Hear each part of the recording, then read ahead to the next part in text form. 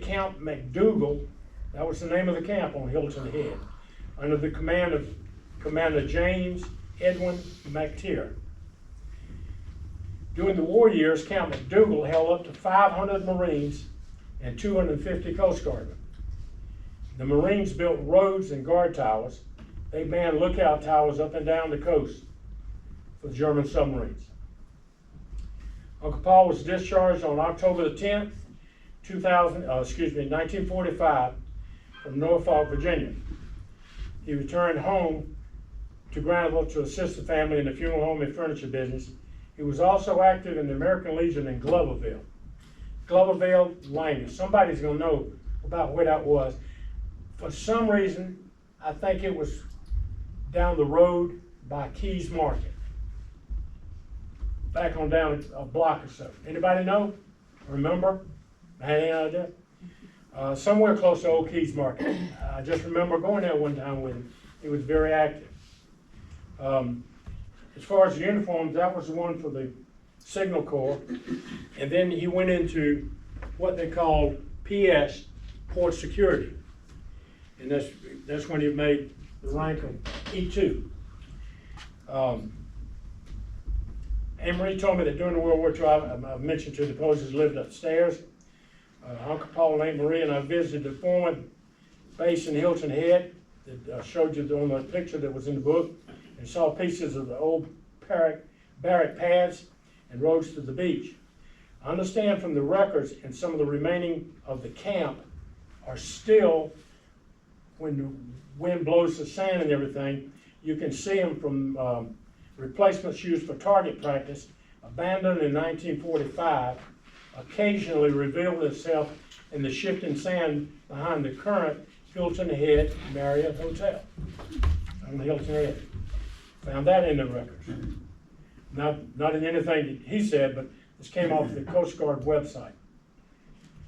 Uncle Paul's uniforms you see today show his enlistment uniform carrying the insignia of the Flag Corps and the firefighter.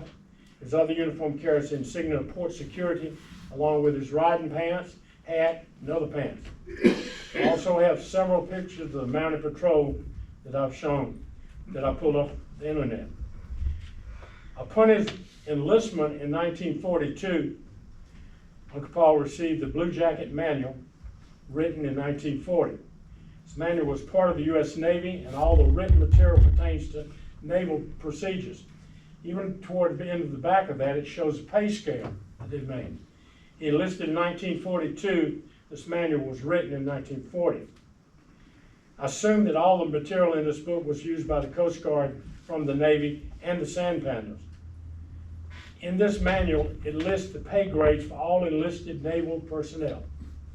As Uncle Paul was an EA-1 upon enlistment, during his 3 years enlistment from 1942 to 45, it shows that he should have received between $36 and $54 a month per pay for his service.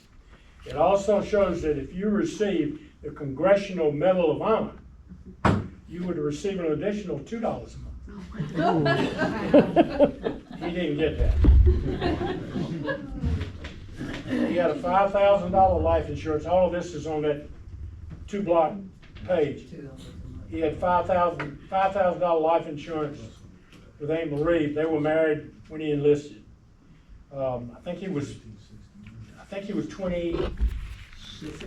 26, was it? And that when he enlisted. And he had $5,000 life insurance made out to Aunt Marie. And and then when he was dismissed, he had to sign it back. She wouldn't get no money. Before we moved back to Granville here in 2017, we were in Nashville, Tennessee for 15 years. I left here in 1984. We went to Nashville for 15 years, and then to Summerton, South Carolina, Goat Island, for 15 years. I retired from Kraft Foods as an account manager for Nabisco. I was in charge of the Piggly Wiggly Charleston group, IGAs, KJs, and the military for Nabisco. After 42 years of service, my next door neighbor in Summerton, when we were living down there, was a 90-year-old lady who was moving to live with her daughter. She called me one day and asked me to move some stuff for her. While I was doing that, I noticed a picture on the mound, and I asked who that was. He was on horseback and in a uniform. She said, "That's my husband." And I said, "So was he in the horseback patrol?" She said, "Yeah, they patrol for submarines in Hilton Head." And I said, "How ironic that I never heard of that and finally met somebody else." So she's the one that gave me that picture of the notebook, of the newspaper article from the Charleston paper. And that was done in 1942. If anybody would ever like to obtain their relatives' information, it's very easy to do so. Just go into whatever branch service it was and request online what you're looking for. And I know you can do it because it was relatively easy at this day and time. I'd like to thank Stephen Posey, Ed Hatcher, Paula Gazaway Posey, for some of the history on the Posey family. And also thank you for letting me tell you about one of the finest men I ever knew, my papa, Paul Posey. Thank you.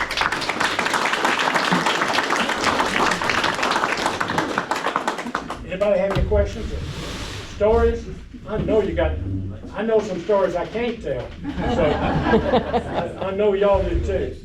Go ahead, Ryan. I got one. You mentioned that prisoner of war camp behind Aiken High School where nursing home's at. I almost bought a letter, but I didn't want to pay $100 for it. It was a German soldier writing to his wife in New York. It was a letter in the envelope. And he went on to say how great these people were treating him, how well they were treating him. They treated him like they were.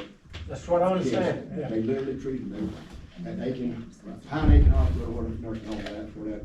Is that where the cemetery is at? No, that's the prisoner of war camp. Oh, that's where the POW camp. According to this letter and stuff I found out, Aiken.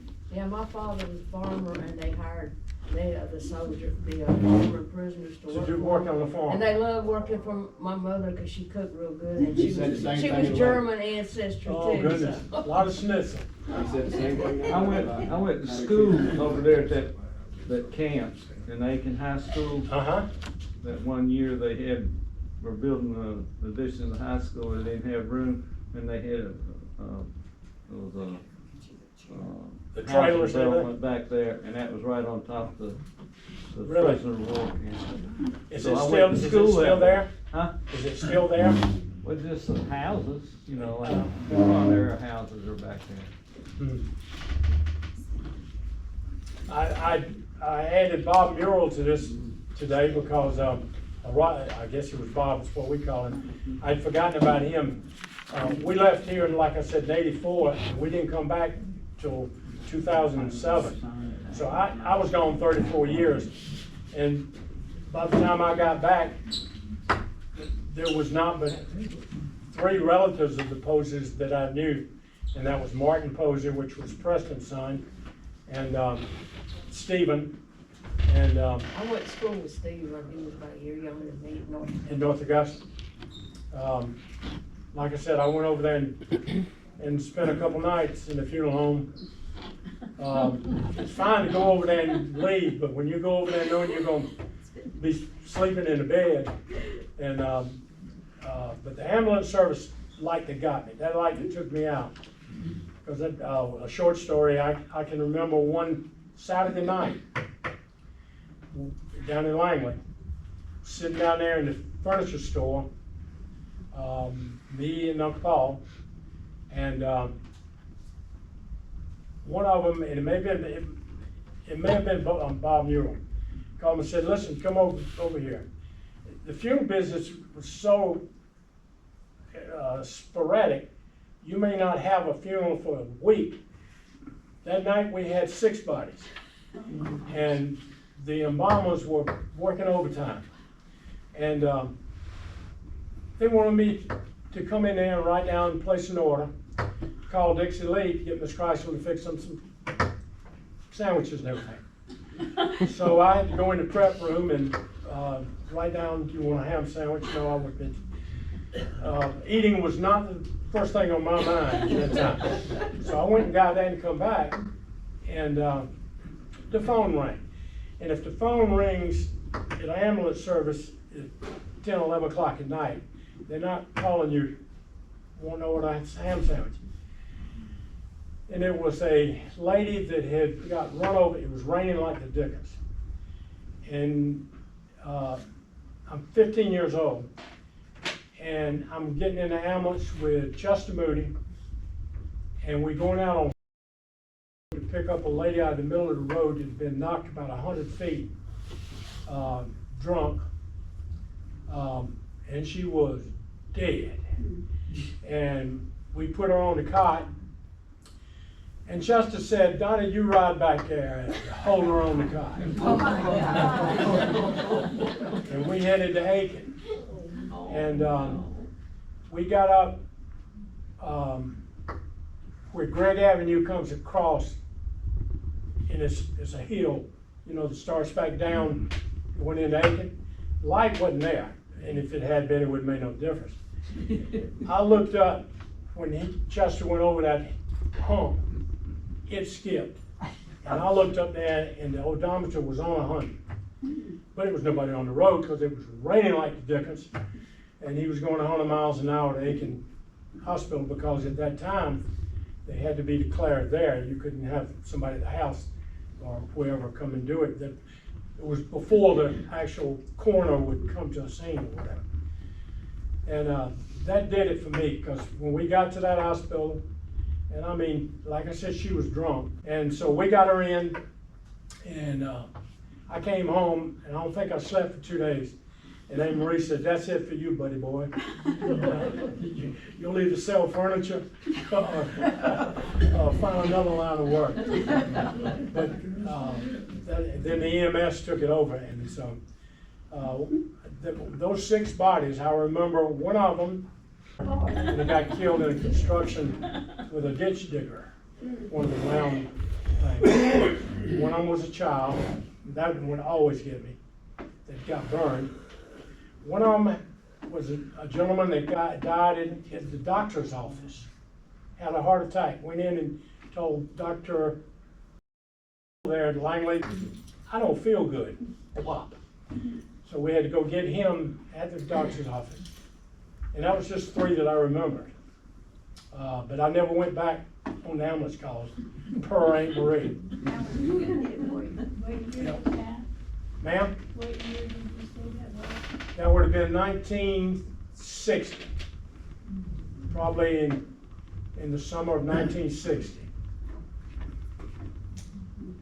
And then 62, I married a girl from here, and we got married in 19, got married in 1963, and 1984, she had learned to wear shoes and a bra, and we moved to Nashville, Tennessee. And I wouldn't have come. Still recording. Oh, yeah, you know it again. And we got a divorce tomorrow. Yeah. But, so I was gone for so long, and like I said, they've all died from now. But y'all have probably known them longer than I did, but they were one heck of a family. I appreciate y'all. Thank you very much. Thank you.